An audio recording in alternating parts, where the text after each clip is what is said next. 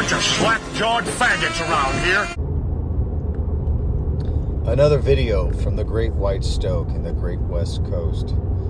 You know, the Jason Arde saga is just so emblematic of what is happening in the West. And it's been going on for a much longer time than people want to accept. And it's just another great example of academics and their suicidal empathy that is causing the destruction alongside other factors of Western society. So the long and short of it is, Jason Arde's parents emigrate to the UK from Wakanda. And it's there that Jason Arde essentially accomplishes so many things, a list of which I could never recite here without having it before me, so I will put screenshots up. But he's pushed through by the academics to become one of the youngest and darkest scholars at Cambridge. And what does he lecture about at Cambridge? How white people are bad. How racism is rampant everywhere, especially in academics. And when fellow academics who aren't jerking off to the weirdness that's being just served up on a silver platter, this guy calls the police, threatens lawsuits. These people are taken into rooms and have a finger wagged at them for how dare they question his accomplishments. How dare they question his veracity and abilities and position. How dare they question his research? Well, it's only a few years later that people not from there really start digging into his story. Well, he goes and kills himself, and because of that, there's just inherent racism in academics. How dare they just accept everything at face value? Lordy, lordy, lordy. No, the guy kills himself because that's a clear case of narcissistic collapse, where he's finally been exposed. There's finally enough eyeballs on him to see the bullshit that he's been spinning that he can no longer spin.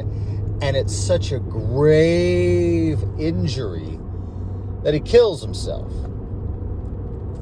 Now,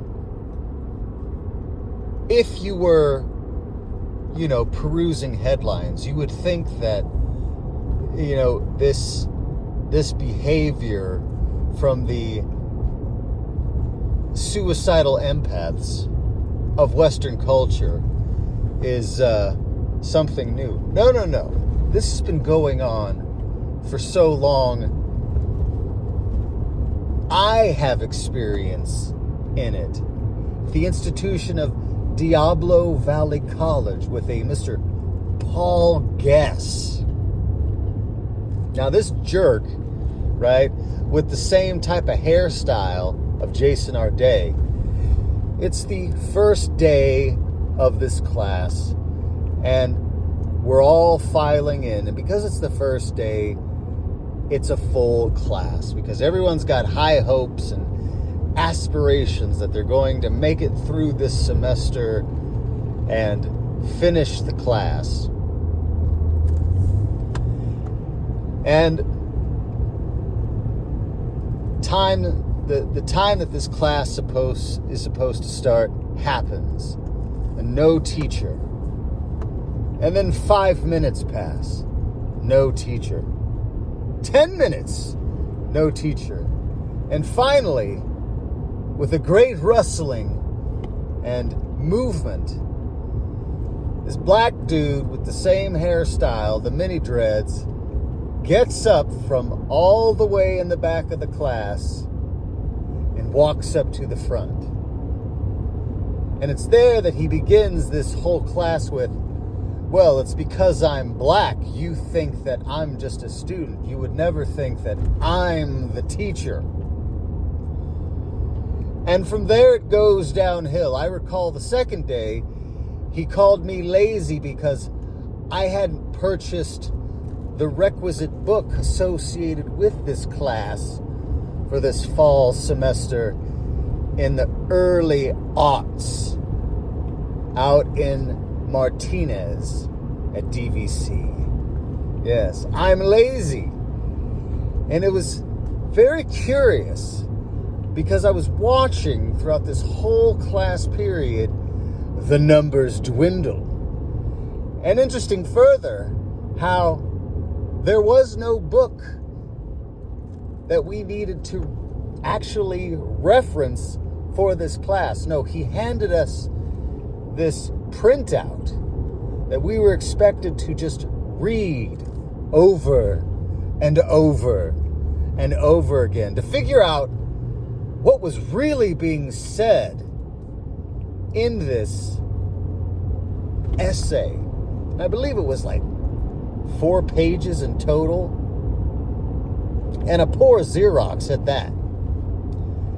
Anyway, let's get to the very real nut of this story, shall we? Here we are, walking into finals. There are 3 people in the class. Everyone else has long since withdrawn, dropped, or fucking just walked away out of sheer frustration or realizing just what a futile attempt it would be to continue this class. It's myself, a young black girl named Patrice, who at one point, towards the end of this class period, had walked outside crying.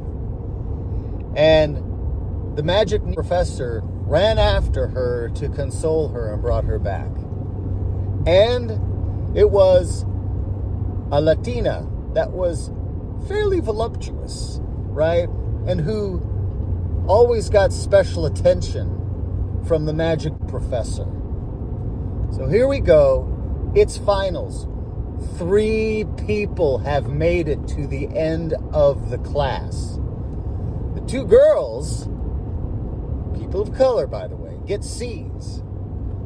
I get a D. Right? And all the while, this guy is lecturing the class about just how bad white people are, about how he studies Tai Chi and that he's refurbishing this house in Oakland, in a black part of the neighborhood. Well, you know, I looked him up after reading this Jason Arday story, the magical Negro, who ran 600 miles in 12 days with a broken leg and was a professional snooker player and was on a TV show, right, that had aired 26 years before his birth, who taught himself sign language, was born deaf and mute, and was beaten up at a bus stop, and those bullies years later reconnected with him at university, and one made him the godfather of his children, and they hugged and embraced and apologized, right? You know what Paul Guess is doing? He's suing the the community college for racism because they finally let his ass go. Because why? People had had enough of his bullshit. I experienced the same thing at ARC with a chemistry class. A female black professor, right? Couldn't teach chemistry. It always had to be laced with some oppressive ideology and how white people are the devil. Same thing happened at the city of Atwater. They brought in this black dude to be some executive director of the Streets and Parks Department, right? This guy just started spending money left and right.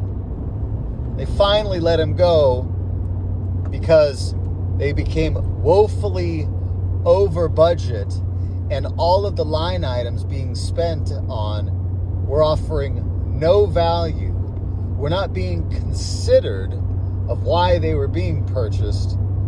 And what's happening now? Lawsuits. In fact, you can track his career with lawsuits. It's poor performance, let go, lawsuits because racism. And it's only in academics and the professional world that we see this type of behavior being tolerated. You would never tolerate this type of shenanigans from, say, a plumber or a welder, a mechanic, anything that regarded real skill being backed up with real results. They'd be laughed off the job site. But somehow, when there's a degree involved and a tie, man, people can't trip over their dicks fast enough. And it puts a shame on people of color who are actually doing the work. There's a reason why Charlie Kirk was saying, when I see a black female pilot, I wonder if we're going to crash. And it's not because of whether the black female pilot can fly the plane. No, it's whether DEI Airlines has just pushed them through so that the executives there can all jerk off to the temple of equality.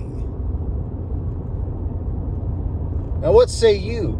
Have you had an experience like this? Or is it true that Western society is just steeped in old-timey racism and oppression, and that there's nothing worth holding on to? I'm sure Sned has something to say about this, if he had the testicular fortitude to speak up about such things. But something tells me, right, for him to even ponder this subject, he might get the finger wagged at him by the all-female constable staff. Well, that's all for now. I've got to get back to reality. Hope y'all are doing well.